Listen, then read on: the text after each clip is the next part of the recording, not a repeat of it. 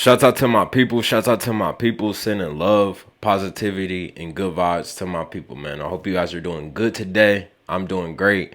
Today we got a video of Charleston White, so I hope you guys enjoy it. Make sure you guys like, comment, and subscribe. I love you guys. Let's get it. Nobody is hip to this new culture, really. Yes, sir. So now you have people who are becoming aware of the words in these lyrical contents, and now they're starting to put parental advisory labels on tapes. But mama and them don't have the time to sit and listen to this shit. They tired. They getting out work tired. Then one of us is having problems in school, so she got to take out work to come deal with this one. So because she's dealing with this one, guess what? The younger one flying under the radar getting in trouble because the oldest one is getting in so much trouble. Right. And that's what's happening in these households. And it's becoming overwhelming. It's only one parent. It's only one parent. Not only that, the problems and the frustration of the children is mounting on top of whatever problems you're having at work, whatever financial problem, and your relationship problems. So along that, as you're, not just you, but what you've been able to verbalize and picture paint is a typical situation in Black America. I call it the traditional single African-American parent home. It's so not problematic. It's trauma-based. It's trauma. It's trauma-based. In that household that's festering, and you're building the next generation of killers, pimps, drug dealers, because that's what they see. Out of fear. You do this. It's some mothers. All my partners, they got the gangster mamas. Them niggas was some of the most hardened killers in the streets because their mothers groomed them. The nigga who was groomed to be hard on a woman, he's very abusive because his mother taught him these traits. And whatever mama teaches us, we stand on it. I'm gonna say it again, nigga, whatever mama teaches us, we stand on it. That's why, nigga, I repeat a lot of the shit my mama say. Nigga, mama said that the Bible, so nigga, so if you, the street mama, that's why the whole mama is so dangerous. But the loving, over-nurturing mama is just as dangerous as the whole mama who teaching him the street shit. Yes, sir. Because she handicaps him. And what ends up happening is, out of his rebellion to be free as a boy and a male, he overcompensates with being over-masculine. Because mama done gave him all this, everything. So he tried to play over-masculine. He too tough. He too tough. I think he's right. That's the reason why it's important for us to come together and build these households and have that foundation for the kids. Because when they don't have that standard and that foundation, they grow up confused, angry, and hurt. That's the nigga too tough. Over masculinity is the driving force for niggas to crash out. Nigga want to fight all the time. That's mama. He don't know to think because being analytical is a man's natural behavior, not an emotional state. Nigga, we've been groomed to be emotionally responsive and emotionally driven men because of our loving mothers. She's so loving, she only whoop us when she's frustrated. That's where we learn to hit when we get mad. Sit down somewhere. Bow, bow, bow, they hit you. And secretly they feel guilty because I've done it as a parent. Yeah. Feel bad in the motherfucker, but you done already delivered the lick. Yes, sir. I got a friend by the name of Terrence Sampson. He did 29 years on a 30-year sentence for murder. When he was 12 years old, he stabbed a next-door neighbor 93 times. He said he had his first homicidal thought when he was 5 years old, after his dad had brutally beat him. But right after the thought, he said his dad walked in with tears in his eyes and said, "Son, I'm sorry." Imagine had his daddy done that before the thought. He would have saved a life. Come on, homie. This reminds me of the quote, energy isn't destroyed, it's simply transferred. And, from generation to generation, if you have that trauma, it's just going to get transferred. It's just going to get passed down. That's the reason why it's so important for us to know ourselves, get to love ourselves, and get to understand who we are and strive to become a better version of ourselves. So frustration is a motherfucker as a parent. Before we get too ahead of ourselves, I'm trying to paint a picture here, and I'm trying to take people on this journey. When you took me through 6 to 8. You talked about your brother committing a crime. For you, at 14, or throughout that whole process of juvenile, what was that like for you? It was traumatizing. Because you got to think, I'm a mama's boy. Nigga, I'm the baby. And I just come from being hurt. So I've been in the hospital most of my life. Yes, sir. I'm a nurtured child. I'm a nurtured child who needed to be accepted. I didn't play football, didn't play basketball, so I needed to be accepted. And I found acceptance through negativity, violence, ultimately committing crimes. I learned to be violent. I'm not a violent person. I can be violent. I learned how to be.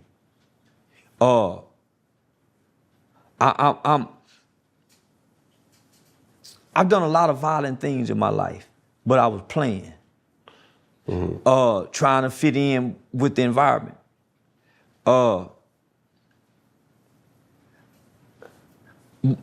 We laughed after we committed that murder, but it wasn't funny. But what happened though? We went to the mall to go steal some starter jackets.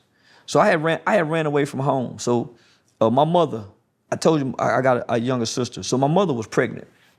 My brother was already off in the boys' home. So my brother had already been to the boys' home like 2 or 3 times, right? So he was already troubled. Because he was so troubling and giving mama such a hard time, I'm going through the adolescent stage. And of course the adolescent stage is gonna be a bunch of rebellion. Right. So I'm really following his lead, but I'm flying under the radar. Correct. So mama and them missing a lot of shit because I'm charming, I know how to pull my pants up, and I'm sneaking out. So mama don't know until I start getting arrested. Conniving. Very conniving, mischievous as they called it back then. Correct. So my mom get pregnant with my little sister.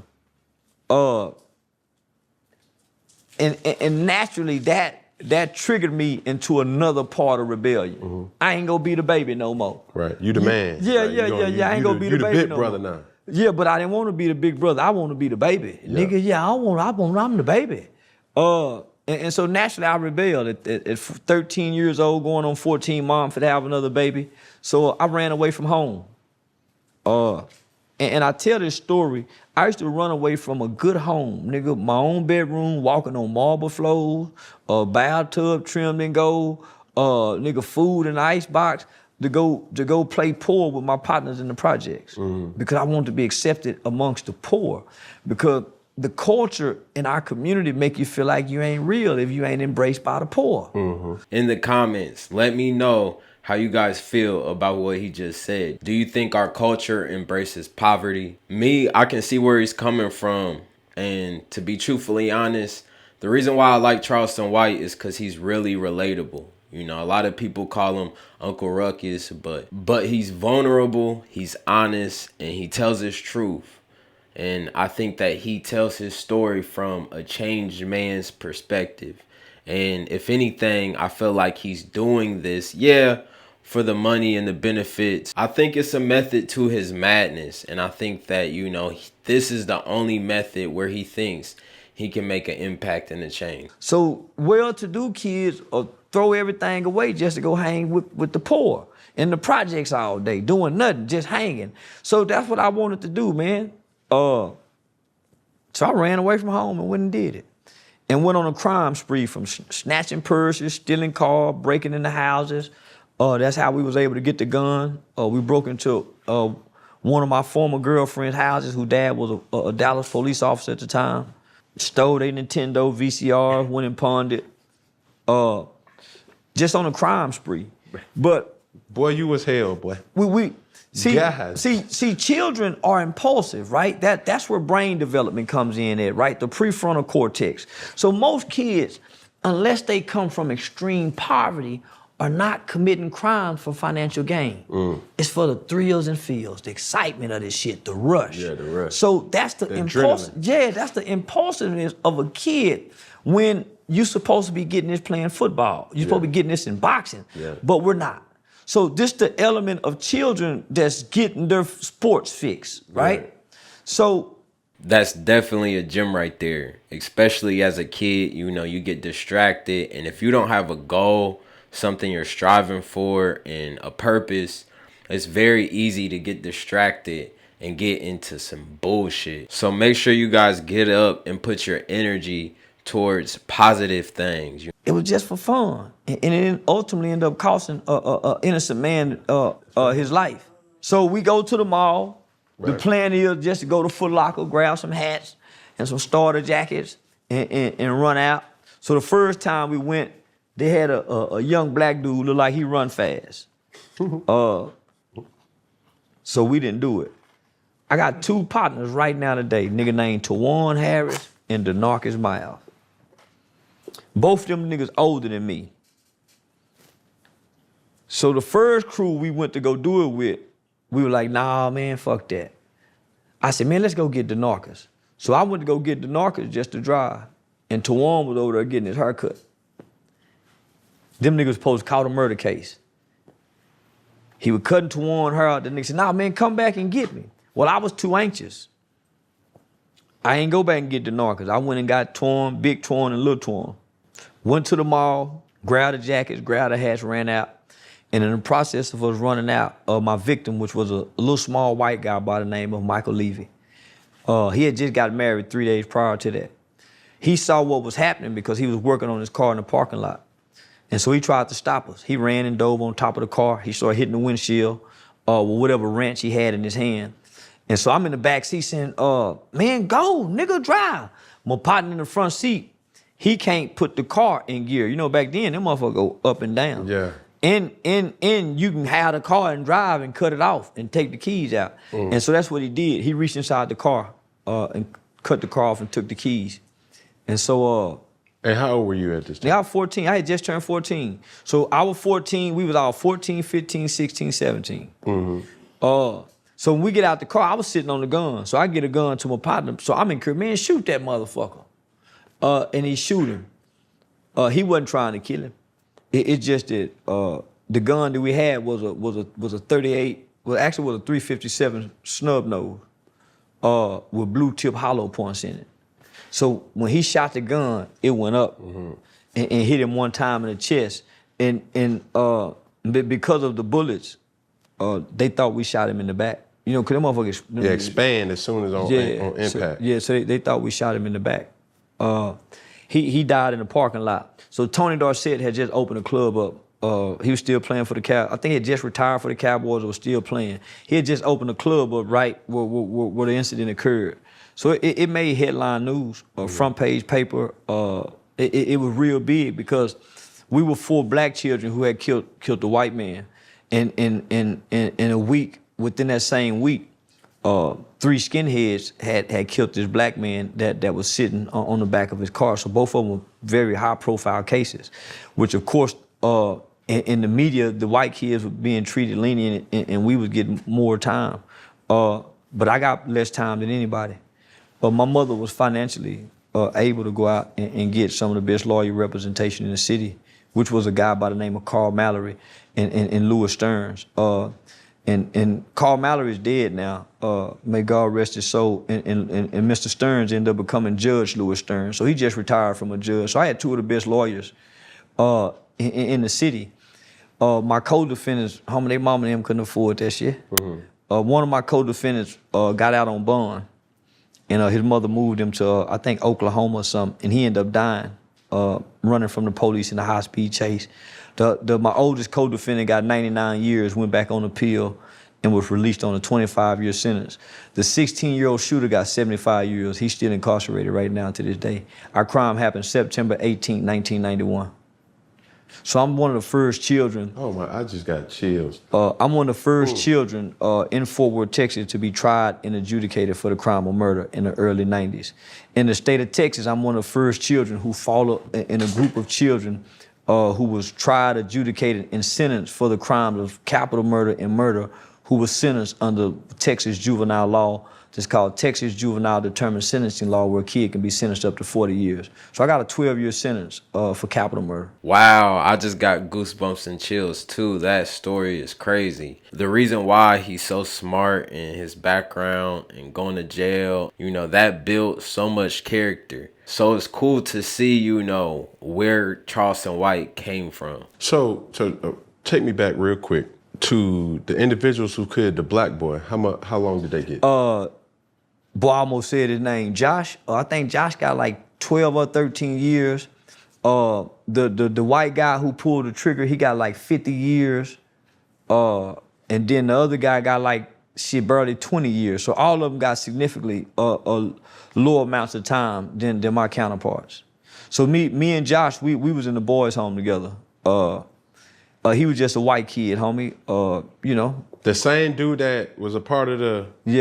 Yeah, so his co-defendant was tried as adults and sent to prison as teenagers, like mine was. Josh should have been tried and sentenced to prison, but he was a white kid. The only reason I wasn't tried as an adult is because I was 14, so I didn't meet the certification age. But the following year, the state of Texas lowered the certification age where a 14-year-old can be sent to prison. Ultimately, they lowered the age to 10 years old, where a 12-year-old can be sentenced to life without parole. So many people don't know, up until 2016, that there was only three countries on this entire planet that would take a 12-year-old kid and sentence them to life without parole. That's America, Sudan, and North Korea. At 12 years old? At 12 years old. Catherine and Curtis Jones is 2 children out of Florida who was sentenced to life without parole. Sarah Cruz in life without parole. Man, I can go on and on. George Toker, life without parole. I can go on and on. These were children. Still incarcerated, or have... There's like right at 2,000 individuals who have been locked up in America since they was children for crime they have committed as children and have life without parole that would die in prison. As young as 12 years old. Florida will take a 12 and 13-year-old and send them on a prison yard at 12 and 13. Catherine and Curtis walked in adult prison at 12 and 13 years old. Both were brutally raped at 12 and 13 years old in prison in America. So what I'm hearing in this particular moment is like prison reform is essential. It's real. It's very essential. It's very essential. You have to understand, homie, there was 20 or 30 years of our country who believed that we should be tough on crime. And they became tough on crime. So not only did they create sentencing guidelines, that's where the 3 strikes come in. The minimum sentencing guidelines came in that was completely unjust and unfair, particularly to us. That's where you start seeing children going to prison at 15 and 16 years old. When we have all the evidence, we have all the research, we have all the medical and science information that says that the human brain don't develop to at or around 25. So why would you take a 17-year-old or 20-year-old and sentence them to life without parole when they don't even have the full brain development to make the rational decision that you and I would make in certain situations? If you factor in child trauma, you factor in the abuse, you factor in neglect, that brain may not develop to 30. How do you guys feel about that situation? Me, I can see both sides. You know, I think that the harsh penalties will have the kids less likely to commit crimes, but at the same time, I get where Charleston White's coming from. You know, if your brain hasn't fully developed, I believe age is just a number, especially when it comes to brain development and maturity. So I hope you guys enjoyed the video. It's love, positivity, good vibes. I'll see you guys on the next one. Make sure you guys like, comment, subscribe. I appreciate you guys. Peace. We out.